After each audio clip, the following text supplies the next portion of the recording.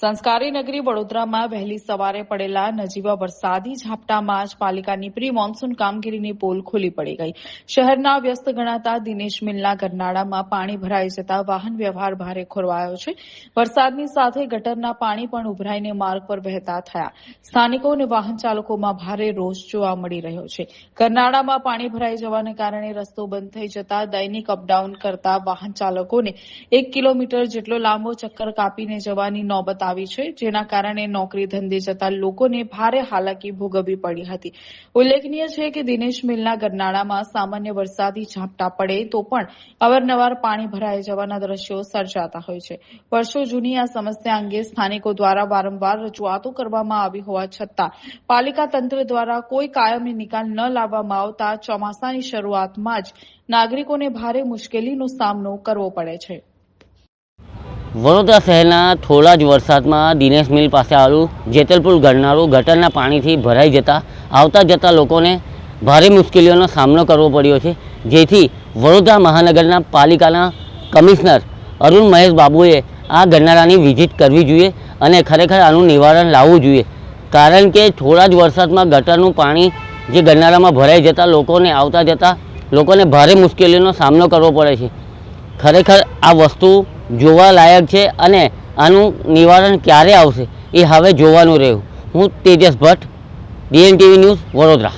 વડોદરા ગ્રામ્ય local crime બ્રાન્ચની ટીમે ચોક્કસ બાતમીના આધારે કરજણ તાલુકાના સાપા ગામની સીમમાંથી પસાર થતા Mumbai Delhi national expressway number 4 પરથી વિદેશી શરાબનો વિશાળ જથ્થો ઝડપી પાડ્યો. પોલીસે આઈસર ટેમ્પા સહિત કુલ ₹28,53,764 નો મુદ્દામાલ જપ્ત કરી આગળની તપાસ હાથ ધરી. એલસીબી PSI PK ભૂત તથા તેમની ટીમ પેટ્રોલિંગમાં હતી. તે દરમિયાન મુંબઈથી દિલ્હી જતી ટ્રેક પરથી આઈસર ગાડી MH15JW3074 ને આંતરીને તલાશી લેવામાં આવી હતી. તપાસ દરમિયાન ગાડીમાંથી વગર પાસ પરમિટની વિદેશી દારૂની 316 પેટીઓ કુલ 7,584 બોટલ કિંમત ₹18,17,664 મળી આવી હતી. પોલીસે ઘટના સ્થળેથી મૂળ ઉત્તર પ્રદેશના અર્જુન રામજીત બિંદ નામના ઈસમની ધરપકડ કરી. દારૂના જથ્થા ઉપરાંત 10 લાખની કિંમતનો Eicher tempo, mobile, GPS system અને અન્ય સામાન મળી કુલ ₹28.53 લાખથી વધુનો મુદ્દામાલ કબજે કર્યો છે. આ દારૂનો જથ્થો દમણના શકીલ મોહમ્મદ નામના ઈસમે ગાડીમાં મુકાવ્યો હોવાનું સામે આવ્યું છે. પોલીસે ગુનો નોંધી દારૂ મોકલનાર અને મંગાવનાર તમામ વિરુદ્ધ પ્રોહિબિશન એક્ટ હેઠળ કાયદેસરની કાર્યવાહી શરૂ કરી છે. સંસ્કારી નગરી અને ધર્મપ્રિય નગરી વડોદરામાં આગામી ગણેશ મહોત્સવની ઉજવણીને લઈને ભારે ઉત્સાહ જોવા મળી રહ્યો છે. શહેરના પશ્ચિમ વિસ્તારમાં આવેલા સુભાનપુરાના સુપ્રસિદ્ધ રામેશ્વર યુવક મંડળ એન્ડ ચેરિટેબલ ટ્રસ્ટ દ્વારા પોતાના 50 વર્ષ પૂર્ણ કરી 51મા વર્ષમાં મંગલ પ્રવેશ નિમિત્તે ગણપતિ બાપ્પાનું શાસ્ત્રોક્ત વિધિથી ભૂમિપૂજન યોજવામાં આવ્યું. આ પ્રસંગે આયોજિત ભૂમિપૂજન કાર્યક્રમમાં શહેર ભાજપના કારોબારી સભ્ય અને પૂર્વ કાઉન્સિલર રાજેશ આયરે, વોર્ડ નંબર 9ના યુવા કાઉન્સિલર શ્રીરંગ આયરે, રોનક આયરે, જીતુ આયરે, સામાજિક કાર્યકર જયેન્દ્ર શાહ, રામેશ્વર યુવક મંડળના પ્રમુખ કાર્તિક ચૌધરી અને મહેશભાઈ ખાસ ઉપસ્થિત રહ્યા હતા. આ ઉપરાંત મંડળના તમામ સભ્યો, કાર્યકર્તાઓ અને સોસાયટીના રહીશો પણ મોટી સંખ્યામાં હાજર રહી ધાર્મિક ઉત્સવમાં સહભાગી બન્યા. ઉલ્લેખનીય છે કે રામેશ્વર યુવક મંડળ છેલ્લા 5 દાયકાથી ભવ્ય રીતે ગણેશ ઉત્સવનું આયોજન કરતું આવ્યું છે. ત્યારે દર વર્ષની પરંપરા મુજબ આ વર્ષે પણ 51મા વર્ષમાં પ્રવેશ સાથે ગણેશ મહોત્સવની ધૂમધામથી અને દબદબાભેર ઉજવણી કરવાનું મંડળ દ્વારા આયોજન કરાયું છે.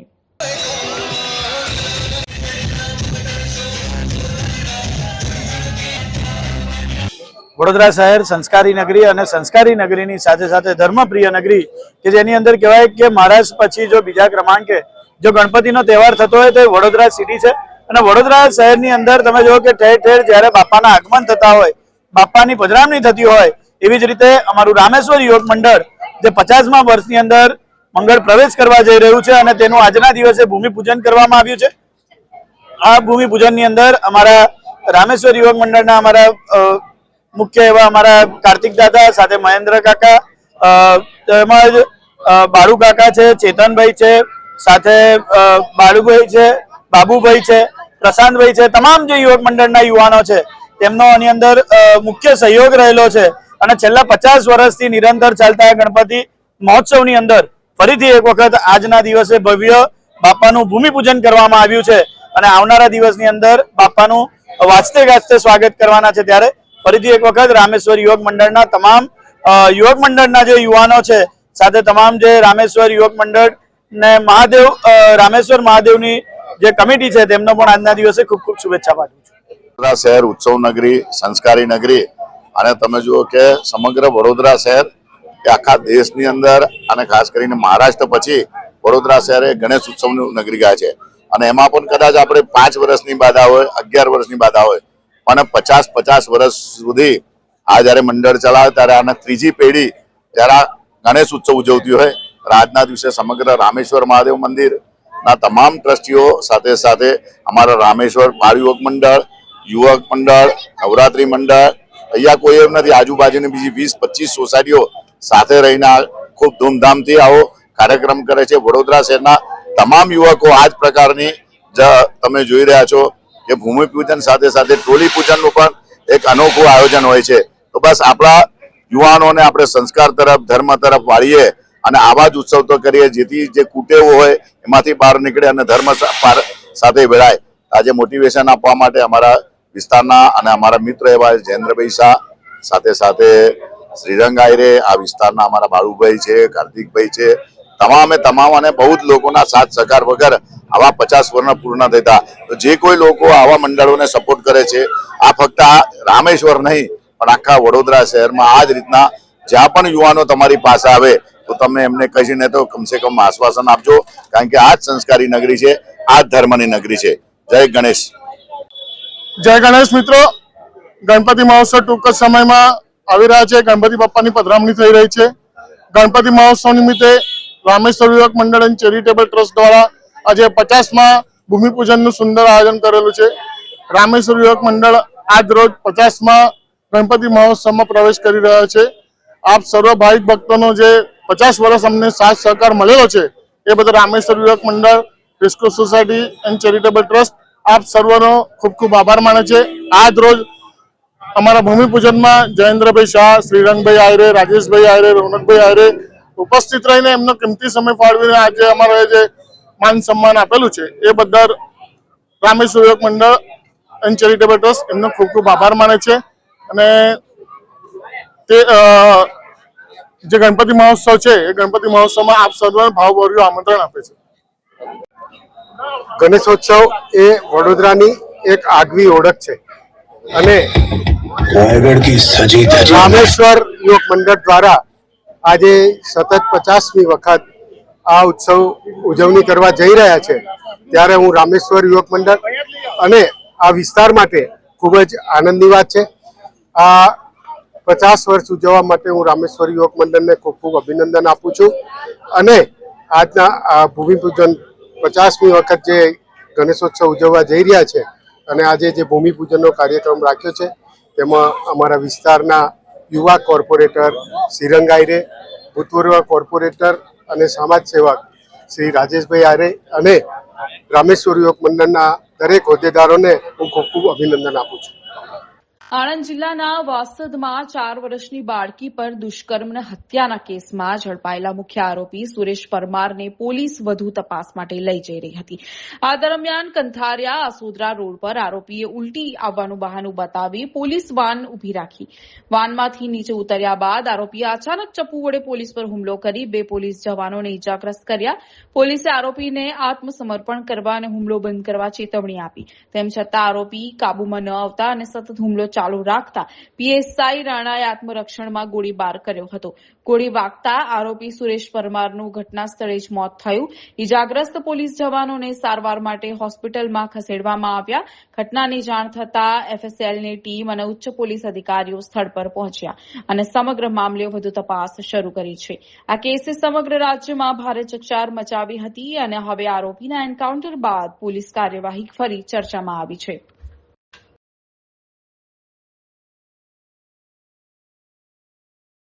વડોદરાના ડેરીડેન સર્કલ પાસે આજે સવારે અંદાજે 5 વાગ્યાના સમયે એક દુકાનમાં અચાનક આગ લાગવાની ઘટના બની. આગ ઝડપથી ફેલાતા દુકાન સંપૂર્ણપણે આગની ઝપેટમાં આવી ગઈ. ઘટનાની જાણ થતાં જ ફાયર બ્રિગેડની અનેક ટીમો સ્થળ પર દોડી આવી અને ભારે જહેમત બાદ આગ પર કાબુ મેળવવાની કામગીરી હાથ ધરાઈ. વહેલી સવારના સમયે બનેલી આ ઘટનાને પગલે આસપાસના વિસ્તારમાં દોડધામ અને અફરાતફરીનો માહોલ સર્જાયો. આગ લાગવાનું ચોક્કસ કારણ હજી સુધી સામે નથી આવ્યું. જોકે સદનસીબે આ ઘટનામાં કોઈ જાનહાનિના અહેવાલ સામે આવ્યા નથી. ફાયર વિભાગ દ્વારા આગના કારણ અંગે વધુ તપાસ હાથ ધરવામાં આવી છે. વડોદરા એરપોર્ટ બહાર આજે ટેક્સી ચાલકો દ્વારા વિરોધ પ્રદર્શન કરવામાં આવ્યું. ચાલકોના જણાવ્યા મુજબ એરપોર્ટ પર પૂરતી જગ્યા હોવા છતાં ટેક્સીઓ માટે મર્યાદિત પાર્કિંગની જ વ્યવસ્થા કરવામાં આવી, જેના કારણે અનેક ટેક્સીઓને એરપોર્ટ બહાર ઊભી રાખવી પડે છે અને ટ્રાફિક પોલીસ દ્વારા ઈ મેમો ફટકારવામાં આવે છે. ટેક્સી ચાલકોનો આક્ષેપ છે કે મુસાફરોને લેવા કે મૂકવા જતી ટેક્સીઓ પાસેથી પાર્કિંગના નામે વધારાના ચાર્જ વસૂલવામાં આવે છે, જેનો સીધો બોજ ડ્રાઈવર અને મુસાફરો બંને પર પડે છે. વિરોધ કરી રહેલા ચાલકોનું કહેવું છે કે ઓનલાઈન કેબ કંપનીઓ દ્વારા વ્હાઇટ પ્લેટ ધરાવતા ખાનગી વાહનો અને બાઇક ટેક્સી મારફતે ગેરકાયદેસર રીતે મુસાફરોનું પરિવહન કરવામાં આવી રહ્યું છે, જેના કારણે નિયમિત ટેક્સી ચાલકોના રોજગાર અને આવક પર ગંભીર અસર પડી રહી છે. ચાલકોના જણાવ્યા મુજબ તેઓ દર વર્ષે ટેક્સ, ઇન્સ્યોરન્સ અને આરટીઓ ફી સહિત હજારો રૂપિયાનો ખર્ચ કરે છે, જ્યારે ઓનલાઈન કંપનીઓના ઓછા ભાડાના કારણે તેમની આવક સતત ઘટી રહી છે. ટેક્સી ચાલકોએ એરપોર્ટ પર ટેક્સીઓ માટે મફત અને પૂરતી પાર્કિંગ સુવિધા ઉપલબ્ધ કરાવવાની, ગેરકાયદેસર બાઇક ટેક્સી અને ખાનગી વાહનો સામે કડક કાર્યવાહી કરવાની તેમજ ટેક્સી સેવા માટે ન્યૂનતમ ભાડું નક્કી કરવાની માંગ કરી છે. સાથે ચેતવણી આપી છે કે જો તેમની માંગણીઓને વહેલી તકે ઉકેલ નહીં આવે તો આગામી સમયમાં વધુ ઉગ્ર આંદોલન કરવામાં આવશે. અહીંયા વડોદરા શહેર એરપોર્ટ પર સૌથી પહેલા તો અમારો મેઇન પ્રશ્ન છે ટેક્સી પાર્કિંગનો, કે જે ગાડીઓ અમારી બધી બહાર ઊભી રહે છે, બરાબર, જેના કારણે જે ટ્રાફિક પોલીસ છે અમારા ઈ મેમો ઇસ્યુ કરી દે છે.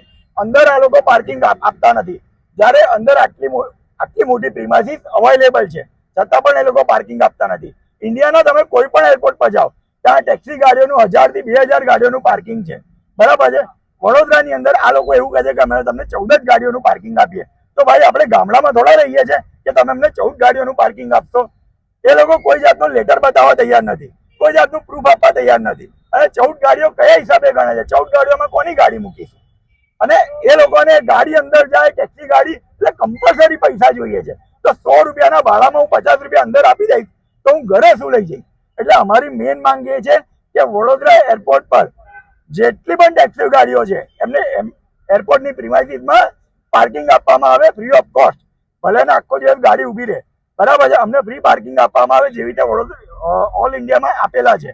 બીજું કે જ્યારે પિકઅપ કરીને નીકળે છે તો ઓલા ઉબરમાં ચાર્જીસ ઇન્ક્લુડ હોય છે, જે કસ્ટમર પાસેથી કંપની પહેલેથી જ લઈ લે છે, છતાં પણ કોન્ટ્રાક્ટ વાળા ફરીથી પૈસા માંગે છે. તો ભાઈ કસ્ટમર પણ 2 વાર પૈસા કેમ આપે? અમે કસ્ટમર પાસે માંગીએ તો કસ્ટમર કહે ભાઈ ઓલરેડી કપાઈ ગયા છે. કસ્ટમરની વાત પણ સાચી છે, તો 2 વાર પૈસા કોઈ કેમ ચૂકવે? અમે અમારા ખિસ્સામાંથી પણ કેમ આપીએ કે જ્યારે અમે તો કસ્ટમરને સેવા આપી રહ્યા છે. બીજી વસ્તુ, વડોદરા એરપોર્ટ વડોદરા શહેરમાં બાઇક ટેક્સી ચાલુ કરવામાં આવી છે, ઓલા, ઉબર, રેપિડો જેવી ઓનલાઈન કંપનીઓ દ્વારા. તો આજે વ્હાઇટ નંબર પ્લેટ વાળી ગાડીઓ અવૈધરૂપથી ફરે છે, જે અમારા ધંધા પર અસર કરે છે. હવે તો ઓનલાઈન કેબ કંપનીઓએ આ તમામ બાઇકોને ઇન્ટરસિટી પણ આપી દીધી છે. ઇન્ટરસિટીમાં આણંદ, વડોદરાથી આણંદ, નડિયાદ, પાદરા બધે બાઇકો જાય છે. તો આજે જો 300 રૂપિયામાં કોઈને બાઇક પર રાઈડ મળે છે તો ભાઈ અમારી ટેક્સી શાના માટે બુક કરશે? દુનિયાભરનો ટેક્સ અમે ભરીએ છીએ. આજે વર્ષે 35 થી 40 હજાર રૂપિયા અમે ઇન્સ્યોરન્સ અને આરટીઓ ના નામે ભરી રહ્યા છે. તો ભાઈ જો તો પછી અમારી પાસે ટેક્સ લેવાનું સરકાર બંધ કરી દે, કાં તો પછી હવે જે 2 વ્હીલર ફરી રહી છે, બરાબર છે, વ્હાઇટ નંબર પ્લેટ એ બંધ કરાવે. હા, જેને 2 વ્હીલર પર ધંધો કરવો છે એ લોકો પીળી નંબર પ્લેટમાં પાર્સિંગ કરાવે અને ધંધો કરે, એનાથી અમને કોઈ વાંધો નથી, બરાબર છે. તો અમારા મેન આ મુદ્દા છે. અને બીજું, ઓલા, ઉબર, રેપિડો એ ભાડા એટલા ઘટાડી દીધા છે. અહીંયાથી પારુલ યુનિવર્સિટી એરપોર્ટથી પારુલ 200 રૂપિયામાં રાઈડ આપે છે. તમને લાગે છે હું આજે 10 લાખની ગાડી લઈને 200 રૂપિયામાં પારુલ છોડવા જઈશ તો મને કઈ કમાવા મળશે? મારે પાછવા આવવા માટે બી ખિસ્સામાંથી પૈસા નાખવા મળે છે. જે ભાડું 1000 રૂપિયા મળતું હતું એ ભાડું આજે 200 રૂપિયા કરી દીધું છે. કંપનીઓને એવું લાગે છે કે અમે લોકો પાણી નાખીને ગાડી ચલાવીએ છીએ. તો અમને એરપોર્ટ પાર્કિંગ આપવામાં આવે, આ અવૈધ રૂપથી જે બાઇક ટેક્સી ચાલે છે એ બંધ કરવામાં આવે, અને ત્રીજો કે આ ભાવ વધારો અમને આપવામાં આવે. એક મિનિમમ બેઝ ફેર નક્કી કરવામાં આવે કે ભાઈ ગાડી છે કસ્ટમર બુક કરે તો મિનિમમ અમુક રૂપિયા મળવા જોઈએ, મિનિમમ 200 રૂપિયા ભાડું હોવું જોઈએ. આજે 60 રૂપિયા 70 રૂપિયામાં કંપનીઓ ગાડીઓ આપે છે. હજુ એસી ટેક્સી ભલે ને સીએનજી પણ હોય તો ભાઈ 12 કે 13 રૂપિયા તો પડતર મને પડી રહી છે ઓવરઓલ. તો હું 5 રૂપિયા અને 7 રૂપિયામાં ટેક્સી કઈ રીતે આપું? અંદર એ રીતની લૂંટ ચાલે છે કે પહેલા તો આજે પાર્કિંગનો કોન્ટ્રાક્ટ છે બરાબર છે, એ અવૈધ રૂપથી ચાલે છે. એનું કોઈ પણ જાતનું રજીસ્ટ્રેશન છે નહીં બરાબર છે. ગાડી અંદર જાય એટલે 55 રૂપિયા કમ્પલસરી એમને જોઈએ છે. કેમ આપીએ અમે 55 રૂપિયા? આજે હું કસ્ટમરને પિકઅપ ડ્રોપ કરવા માટે જઉં છું, તમે વ્હાઇટ નંબર પ્લેટ વાળાને 8 મિનિટ આપો છો બરાબર છે, પણ એ 8 મિનિટ અમને આપવા તૈયાર નથી. આપણે આ વડોદરા શહેર એરપોર્ટ છે અને અમારે છેલ્લા 4 દિવસથી આ ઉગ્ર આંદોલન ચાલુ જ છે, પણ અત્યાર સુધી 4 દિવસથી કોઈ એનો નિકાલ આવ્યો નથી. એટલે અમારી જે એક જ રજૂઆત છે કે આનો વહેલી તકે નિકાલ આવે. હવે એમાં કેવું છે કે બહુ બધા મુદ્દાઓ છે, આમાં પણ અમે શોર્ટમાં કહીએ છીએ તમને કે પેન મુદ્દો તો પાર્કિંગનો જ છે. હવે પાર્કિંગમાં શું છે કે આ જ છે કે 55 રૂપિયા પે કરો જાઓ. હવે બીજી વસ્તુ કે આ ભાઈ કીધી કે કોમર્શિયલ ગાડીને કમ્પલસરી પાર્કિંગ પે છે અને પ્રાઇવેટ વ્હીકલને 7 મિનિટ ફ્રી છે પિકઅપ ચાર્જીસ. તો કોમર્શિયલ ગાડીમાં કેમ નથી? કોમર્શિયલ ગાડીમાં જ્યારે વન ટાઈમ ટેક્સ તમે લાઈફ ટાઈમ ટેક્સ પહેલા જ લો છો, તો એમને કેમ એવું? કઈ બી કશું થાય છે તો કોમર્શિયલ ગાડી પર જ કાયદા બને છે બરાબર. હવે અમારે જો કે ચલો એટલી બધી તો રજૂઆત નથી કરે, અમારે તો પાર્કિંગનો મુદ્દો છે. હવે પાર્કિંગ અમને આપો કમ્પલસરી, કે ગાડીઓ અમે બહાર પાર્ક કરીએ છીએ તો કેટલાય સાંજના ટાઈમે અહીંયા એક્સિડન્ટ બી થાય છે. ગાડીઓ જેમ ક્રોસ કરે છે રાઇડર, તો તૈયારીમાં અહીંયા ગઈકાલે બી અહીંયા એક્સિડન્ટ થયું છે બરાબર. તો પછી વડોદરા શહેરમાં એક્સિડન્ટ થશે એ લોકોને નહીં દેખાતું. એટલે અમારી ઓથોરિટી જોડે અને ખાસ ઉગ્ર રજૂઆત અમારા વડોદરા શહેરના સાંસદ હેમાંગ જોશી સાહેબ એમને અને મેયર ગીતાબેન મકવાણા એમને અમારી ઉગ્ર રજૂઆત છે અને એક વિનંતી છે કે આનો જલ્દ તરીકે નિકાલ આવે. બસ આ નિકાલ કરો અમારા ડ્રાઈવરની એકતા જોઈ લો. વડોદરા શહેરના જેટલા બી સાંસદ છે બધા જ અમારી એક જ એકતા છે. 4 દિવસથી કોઈ ધંધો કર્યો નથી, ખાધા પીધા વગર સવારના લોકો ઉભા રહ્યા છે બરાબર. અહીંયા રોજના 150 થી 200 ડ્રાઈવર આવે છે, પણ છેલ્લા 4 દિવસથી અને હું હજુ બી કહી રહ્યો છું કે 200 ડ્રાઈવર માંથી કેટલાય ડ્રાઈવરની હાલત એવી ખરાબ છે કારણ કે બધા હવે થાકી ગયા છે. ભાવ વધારો છે નહીં, ઉબેર એની મનમાની કરી રહ્યું છે, પાર્કિંગ વાળા એની મનમાની કરી રહ્યા છે બરાબર. કોઈને કઈ કશી પડી નથી. હું ખાલી માંગ અમારી એ જ છે કે અમારી આ માંગ છે કે અમારે વહેલી તકે પાર્કિંગ નો પ્રોબ્લેમ સોલ્વ કરો, ઉબેરમાં ભાવ વધારો કરો. બસ આ અમારો રજૂઆત છે. અમદાવાદ ખાતે યોજાયેલી પત્રકાર પરિષદમાં અંતિમ ધામ ચેરિટેબલ ટ્રસ્ટના પ્રેરણામૂર્તિ પૂજ્ય વિરલ બાપુએ જણાવ્યું કે ધર્મનો સાચો અર્થ માત્ર મંદિરો સુધી સીમિત નથી, પરંતુ માનવ સેવા, શિક્ષણ, સ્વાસ્થ્ય, પર્યાવરણ સંરક્ષણ અને રાષ્ટ્ર નિર્માણ સાથે જોડાયેલો છે. તેમણે ભારપૂર્વક જણાવ્યું કે ઈશ્વરને ભવ્ય મંદિરો કરતા સુખી અને સંસ્કારી સમાજ વધુ પ્રિય છે. આ પ્રસંગે ટ્રસ્ટ દ્વારા દેશવ્યાપી વિજ્ઞાન અને ધર્મ 2 સાઇડ્સ ઓફ 1 કોઇન અભિયાન શરૂ કરવાની જાહેરાત કરવામાં આવી. આ અભિયાન હેઠળ વૈદિક પરંપરાઓ પાછળ રહેલા વૈજ્ઞાનિક અને આરોગ્યલક્ષી તથ્યોને સરળ ભાષામાં યુવાનો અને વિદ્યાર્થીઓ સુધી પહોંચાડવામાં આવશે. યુવા પેઢીમાં વધતા ડ્રગ્સના વ્યસન, માનસિક ડિપ્રેશન અને સંસ્કારોના અભાવ અંગે ચિંતા વ્યક્ત કરતા વિરલ બાપુએ ડ્રગ્સ મુક્તિ ઝુંબેશ, યોગ અને ધ્યાન કેન્દ્રો, પરિવાર સંસ્કાર અભિયાન, વ્યક્તિત્વ વિકાસ શિબિરો અને મૂલ્ય આધારિત શિક્ષણ કાર્યક્રમો શરૂ કરવાની જાહેરાત કરી. આ ઉપરાંત ગુરુ પૂર્ણિમાના અવસરે વિશાળ રક્તદાન મહાયજ્ઞ અને ગૌરી વ્રત દરમિયાન દીકરીઓ માટે પોષણ અને સ્વાસ્થ્ય જાગૃતિ અભિયાન પણ યોજાશે. ટ્રસ્ટે ધર્મ, સેવા અને સંસ્કારના માધ્યમથી સમૃદ્ધ રાષ્ટ્ર અને વિશ્વ કલ્યાણના મહાસંકલ્પ સાથે સમાજને જોડવા અપીલ કરી. અંતિમધામ આશ્રમ દ્વારા અમે યુવાનોને આહવાન આપવા માંગીએ છીએ કે તમારા ઉપર આ રાષ્ટ્રનો અધિકાર છે અને જવાબદારી છે. જો તમે નિર્વ્યસની હશો અને તમે ધર્મને ધારણ કરેલા હશો તો હિન્દુસ્તાનનો ઉદય બિલકુલ સત્ય અને સાચા માર્ગે થશે. પરંતુ ભારતની અંદર આજે ડિપ્રેશનના કારણે અમુક યુવાનો પીડાઈ રહ્યા છે. એને નિવેદન છે કે ધર્મ સાથે જોડાઓ અને ગૌ સેવા સાથે જોડાઓ, કારણ કે ગાયની સેવાથી આપણા જીવનનો ઉદય થશે અને પ્રકૃતિ સાથે તમે રહેજો. આ જીવનની અંદર 5 સારા ઝાડ વાવજો. અને મારું એક સૂત્ર છે કે જેણે જીવનમાં એક ઝાડ વાવ્યું નથી એને લાકડાથી અગ્નિદા લેવાનો અધિકાર નથી. મોજ. ખાસ કરીને દીકરીઓ માટે જે છે એ તમારા તરફથી પ્રયાસો કરવામાં આવી રહ્યા છે શું છે, અને જે રીતે જે યુવાનો વ્યસન ની રવાડે ચડી રહ્યા છે એમના માટે શું કહેશો? ભારતની દીકરીઓ જે દુર્ગાનું સ્વરૂપ છે એ કોઈના કોઈ કારણથી અત્યારે એ કોઈ રોંગ ટ્રેક ઉપર જઈ રહી છે. એ દીકરીઓ જો હિન્દી સંસ્કૃતિઓના જે પણ સનાતન નિયમો છે એનું પાલન કરે અને પોતાના પરિવાર સાથે થોડોક સમય ગાળે તો આપણે પાછી સનાતન સંસ્કૃતિને ઉજાગર કરી શકીશું.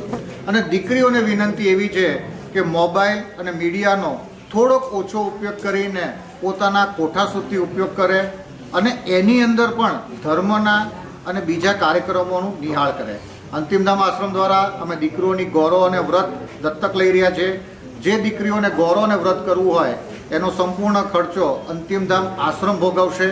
કારણ કે આ દીકરીની અંદર ધર્મની સ્થાપના રહે અને દીકરી 20 વર્ષ પછી આપણે એના માટે કોઈ ઘર વાપસીના કાર્યક્રમ ન કરવા પડે એ અમારું મુખ્ય ઉદ્દેશ છે.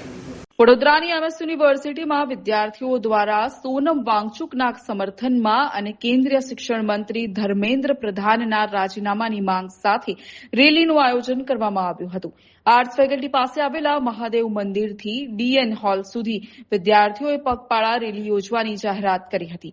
વિદ્યાર્થીઓ સોનમ વાંગચુકના સમર્થનમાં તેમજ કેન્દ્રીય શિક્ષણ મંત્રી ધર્મેન્દ્ર પ્રધાનના રાજીનામાની માંગ સાથે બેનરો અને સૂત્રોચ્ચાર સાથે આગળ વધી રહ્યા હતા. તે દરમિયાન સયાજીગંજ પોલીસે સ્થળ પર પહોંચી તમામ વિદ્યાર્થીઓની અટકાયત કરી હતી. ઘટનાને પગલે થોડા સમય માટે વિસ્તારમાં તંગદિલીનો માહોલ સર્જાયો હતો, જોકે પોલીસે પરિસ્થિતિને કાબૂમાં રાખી હતી. આજ રોજ એમએસ યુનિવર્સિટીની આર્ટ્સ ફેકલ્ટીથી ડીએન હોલ સુધીની એક વિદ્યાર્થીઓની એક રેલીનું આયોજન કરવામાં આવ્યું છે.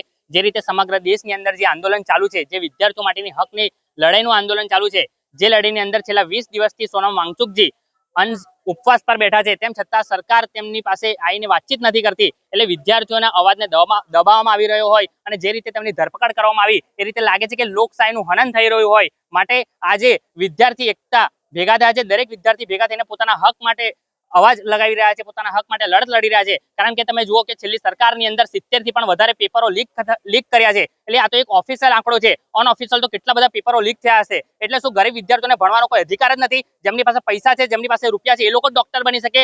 એટલે આ આંદોલન વિદ્યાર્થીઓના હિતનું આંદોલન છે, જેમાં એમએસ યુનિવર્સિટીના તમામ વિદ્યાર્થીઓ ભેગા થયા છે.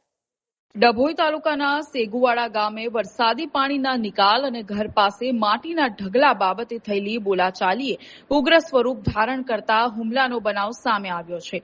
આ હિંસક અથડામણમાં પિતા પુત્ર ગંભીર રીતે ઇજાગ્રસ્ત થતા સમગ્ર વિસ્તારમાં સનસનાટી મચી ગઈ છે. મળતી માહિતી મુજબ સેગુવાડા ગામે રહેતા શબ્બીરભાઈ સુબાભાઈ સિંધીના ઘર નજીક રહેતા ભયુ હમીદભાઈ અને અન્ય લોકો દ્વારા મકાનનું બાંધકામ ચાલી રહ્યું હતું. આ દરમિયાન રસ્તા પર માટીનો ઢગલો ખડકી દેવાતા વરસાદી પાણીનો નિકાલ બંધ થઈ ગયો, જેથી પાણી શબ્બીરભાઈના વાળા અને ઘરમાં ઘૂસી ગયું હતું. આ બાબતે અગાઉ પણ બોલાચાલી થઈ હતી. આ દરમિયાન સવારે આ જ મુદ્દે ફરીથી ઉગ્ર બોલાચાલી થઈ. વાત મણસતા ભયો હમીદ, ફરીદ નૂર મોહમ્મદ, રસીદ નૂર મોહમ્મદ, હમીદ મોહમ્મદ, નાસિર ઉસ્માન, નિસાર અહેમદ અને ફિરોઝ અહેમદ સહિતના ટોળાએ શબ્બીરભાઈ તથા તેમના પુત્ર માજીદ પર પાવડા વડે જાનલેવા હુમલો કરી દીધો હતો. પાવડાના ઘા વાગતા પિતા પુત્ર લોહીલોહાણ થઈ ઢળી પડ્યા. ઘટનાની જાણ થતાં જ 108 ઇમરજન્સી એમ્બ્યુલન્સ મારફતે બંને ઇજાગ્રસ્તોને તાત્કાલિક સારવાર અર્થે હોસ્પિટલ ખસેડવામાં આવ્યા હતા. આ બનાવ અંગે ડભોઈ પોલીસે ગુનો નોંધી આરોપીઓ સામે આગળની કાયદેસરની કાર્યવાહી હાથ ધરી છે. તાપ્તી રેન્જ ફોરેસ્ટ ઓફિસર વિકાસ નાગજી દેસાઈ પોતાના સ્ટાફ સાથે પેટ્રોલિંગમાં હતા, ત્યારે તેમને લાકડાની ચોરી અંગે બાતમી મળી. બાતમીના આધારે તેઓ લાકડાથી ભરેલી ઇનોવા કારનો પીછો કરી રહ્યા હતા. આ દરમિયાન વહેલી સવારે અંદાજે 3:30 વાગ્યે સોનગઢ આરટીઓ નજીક હાઈવે પર બલેનો કાર, ઇનોવા અને અન્ય એક વાહન વચ્ચે ભયંકર અકસ્માત સર્જાયો. આ અકસ્માતમાં આરએફઓ વિકાસ દેસાઈનું ઘટના સ્થળે જ કરુણ મોત નીપજ્યું હોવાનું જાણવા મળ્યું. અકસ્માત બાદ લાકડાથી ભરેલા વાહનમાંથી કિંમતી લાકડું રસ્તા પર વેરવિખેર થઈ ગયું. પ્રાથમિક માહિતી અનુસાર ઇનોવા કારનો ચાલક રહેના જાઉ ગામિત સરજાંબલી ઉકાઈ વિસ્તારનો રહેવાસી હોવાનું સામે આવ્યું છે. જોકે લાકડું ક્યાંથી લાવવામાં આવ્યું, ક્યાં પહોંચાડવાનું હતું, તેની પાછળ કોણ કોણ સંડોવાયેલું છે અને સમગ્ર નેટવર્ક શું છે તે અંગે પોલીસ અને વન વિભાગ દ્વારા તપાસ શરૂ કરવામાં આવી છે. ઘટના બાદ બંને મૃતદેહોને સોનગઢ રેફરલ હોસ્પિટલ ખાતે ખસેડવામાં આવ્યા. સમગ્ર બનાવને લઈને તાપી વન વિભાગના અધિકારીઓ અને કર્મચારીઓ હોસ્પિટલ ખાતે પહોંચી શોક વ્યક્ત કરી રહ્યા છે. આ ઘટના ફરી એકવાર જંગલ વિસ્તારમાં કિંમતી લાકડાની ચોરીના સંગઠિત રેકેટ પર સવાલો ઉભા કરે છે. પેટ્રોલિંગ અને ચેકિંગ છતાં જંગલ વિસ્તારમાં લાકડાની ચોરી કેવી રીતે થઈ અને તેની પાછળનું નેટવર્ક કેટલું મોટું છે તે હવે તપાસ બાદ જ સ્પષ્ટ થશે. અમરેલીના સરભંડા ગામે નદીમાંથી થતી ગેરકાયદેસર રેતી ચોરી સામે ગ્રામજનોમાં ભારે રોષ વ્યાપી ગયો છે. ભૂતકાળમાં રેતી ખનનને લઈને થયેલી માથાકૂટ બાદ હવે સમગ્ર ગામ રેતી માફિયાઓ સામે એકજૂથ થઈને મેદાને પડ્યું છે. ગામની જીવનદોરી સમાન નદી પર્યાવરણના જતન માટે સરભંડાવાસીઓએ આ પારની લડાઈનું બ્યુગલ ફૂંકી દીધું છે. આ લડતમાં ગ્રામજનોને સાથ આપવા માટે સુરત અને અમદાવાદ જેવા શહેરોમાં વસતા સરભંડાના વતનીઓ પણ ખાસ માદરે વતન દોડી આવ્યા છે. ગામના તમામ લોકો મોટી સંખ્યામાં નદી કાંઠે એકત્રિત થયા હતા અને નદી તથા પ્રકૃતિને બચાવવાના દ્રઢ સંકલ્પ સાથે સૂત્રોચ્ચાર કરીને પોતાનો આક્રોશ વ્યક્ત કર્યો હતો. ઉલ્લેખનીય છે કે ભૂમાફિયાઓ દ્વારા બેફામ રીતે કરવામાં આવતા ખનન અને ગ્રામજનો દ્વારા અંગે જિલ્લા કલેક્ટર, જિલ્લા પોલીસ વડા અને ખાણ ખનીજ વિભાગને લેખિતમાં આકરી રજૂઆતો કરવામાં આવી હતી. છતાં તંત્ર દ્વારા યોગ્ય કાર્યવાહી ન થતા અંતે ગ્રામજનોએ સ્વયં આગળ આવીને જનઆંદોલનનો માર્ગ અપનાવ્યો છે. વારંવારની રજૂઆતો છતાં ધમધમતી રેતી ચોરી સામે હવે સરભંડાના લોકો કોઈપણ ભોગે નદીનું અસ્તિત્વ બચાવવા મક્કમ બન્યા છે. થાય છે ચાલુ કે રેતી બસાવવાના કામમાં જ નથી. એ એટલું બધું જોરદાર છે ગંડન છે. હું સાંભળું છું કે અહીંયા તમારો ટીમહીન સેવાનો પ્રશ્ન હોય તોય ભલે, ગૌશાળાનો પ્રશ્ન હોય તોય ભલે. આજે તારીખ 19ના રોજ સરમડા મુકામે સુરત, અમદાવાદ, રાજકોટ વગેરે શહેરોમાંથી તમામ જોઈન્યાઓ આવી અને અમને જે સહકાર આપ્યો છે. શેત્રુંજી નદીમાં રેતીનું ખનન થાય અને પર્યાવરણ અને પાણીને બેને નુકસાન થાય, આવા સંજોગોમાં જે ઝુંબેશ ઉઠાવી છે એ ઝુંબેશ અમે જે યોગ્ય અને જવાબદારી સાથે નિભાવવા આપ સૌને વિનંતી કરીએ છીએ. આપ સૌ ભેગા થઈ અને આ કાર્યને આગળ ધપાવો. તેમજ આવતા દિવસોમાં કોઈ જગ્યાએ ક્યાંય પણ કોઈનો એક ફેરો પણ ભરાય નહીં એવી એ માટેની બધાએ પ્રતિજ્ઞા લીધી છે. બધા એક થઈ અને આ રેતીનું ખનન બંધ થાય એ માટેની કાર્યવાહી કરી છે. નામ રણજીતભાઈ ગુગાત છે. મારું ગામ સરંબડા છે. અમારા ગામની નદીમાંથી જે ગેરકાયદેસર રીતે વેકરા અને ખનીજ રેતી ચોરી થાય છે એના વિશે ગામ અહીંયા અત્યારે ભેગું થયું છે. આની રજૂઆત અમે તંત્રને કરી હતી. તંત્રએ એવું કીધું છે કે 10-12 દિવસમાં તમારી ગામની સમસ્યાનો હલ થઈ જશે. જે કાંઈ રેત માફિયાઓ છે એને પકડી પાડવામાં આવશે અને કાયદાકીય રીતે જે કાંઈ યોગ્ય સજા, એની જે કાંઈ સજા છે સજા કરવામાં આવશે.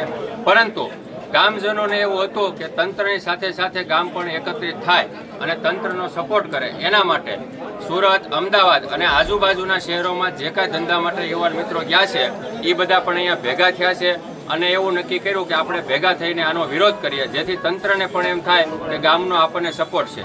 જે સરંબડા ગામ સમાજ દ્વારા કલેક્ટર સાહેબને, એસપી સાહેબને અને ખાણ ખનીજ વિભાગને જે આવેદનપત્ર આપવામાં આવ્યું હતું તેના ઉપર શું આપને પ્રોસેસ મળી? એના માટે અત્યારે તો ગામની અંદર કોઈ રેત ચોરીની ઘટના થતી નથી અને કલેક્ટર, એસપી સાહેબે અમને એવું કીધું છે કે જે કાંઈ કોઈ તત્વો હતા એના ઉપર કાર્યવાહી ચાલુ છે. એના અમુક વાહનો પણ ડિટેન કરવામાં આવ્યા છે અને ખાણ ખનીજ વિભાગને પણ એવો નિર્દેશ કરશું કે સરંબડા ગામની બોર્ડર બાંધી દેવામાં આવે, જેથી કરીને આવા કોઈ રેત માફિયા હોય એને ખ્યાલ આવી જાય કે આ ગામ એકત્રિત છે અને ગામની અંદર તંત્રનો પૂરેપૂરો સપોર્ટ છે એટલે રેતીની કોઈ ચોરી થાય નહીં. જે હમણાં એક વાત આવેલી હતી કે સરંબડા ગામની અંદર 112 મૂકવાનો ઓલું કહે છે. અમારા ગામની રજૂઆત છે કે ગામની નદીની અંદર ગામની સુરક્ષા માટે 112નો પોઈન્ટ આપવામાં આવે, જેના બે ફાયદા થશે. કદાચ કોઈ રેત માફિયાઓ રેતીમાં ઉતરે નદીમાં તો ગામની સાથે સાથે 112ની ગાડી પણ આવે, જેથી કરીને કોઈ અનિચ્છનીય કે બનાવ ન બને. અને બીજું, ગામની અંદર કોઈ નાનો મોટો અનિચ્છનીય બનાવ બને તો એના માટે ગાડી ત્યાં હાજર હોય એટલે આવા નાના બનાવો અહીં સોલ્વ થઈ જાય, એમાં કોઈ આગળ પ્રોસેસ જ ના આવે. બીજું, કોઈ અસામાજિક ઘટના ન બને, કોઈ અસામાજિક તત્વો હોય એ પણ થોડાક શાંત રહે અને અમારા ગામમાં જે એકતા અને અખંડિતતા છે, બધા પરિવારો સાથે આ ગામની અંદર 18 વર્ણ વચ્ચે છે. ગામની અંદર નાત જાતના વાડા વગર તમામ ધર્મો ઉજવવામાં આવે છે. અલગ અલગ ધર્મના લોકોને પણ એકાબીજાના ઘરે જમવાના, રહેવાના કે એકબીજાને મિત્રતાના સંબંધો છે બધા સાથે. અમારા ગામની અંદર ખૂબ એકતા છે, પણ આ 7-8 જણાના કે 10 જણાના કારણે આખા ગામની એકતા વિખાય છે. એ અમારે નથી વિખાવા દેવી. એના માટે અમે તંત્રને રજૂઆત કરી છે અને અમે બધા એના માટે ભેગા થયા છીએ. વડોદરા ગ્રામ્ય લોકલ ક્રાઇમ બ્રાન્ચની ટીમે મુંબઈ દિલ્હી એક્સપ્રેસ હાઇવે પર મોટી કાર્યવાહી કરીને દારૂની હેરાફેરીના નેટવર્ક પર કડક પ્રહાર કર્યો છે. સાવલી નજીક રાયકા ગામના ટોલનાકા પાસે પસાર થતા એક આઈસર વાહનમાંથી મોટી માત્રામાં વિદેશી દારૂનો જથ્થો ઝડપી પાડી એલસીબીએ મોટી સફળતા મેળવી. બાતમીના આધારે હાથ ધરાયેલા આ ખાસ ઓપરેશન દરમિયાન પોલીસે આઈસર ટેમ્પાને અટકાવીને તલાશી લેતા તેમાંથી લાખો રૂપિયાની કિંમતનો ગેરકાયદેસર વિદેશી દારૂ મળી આવ્યો.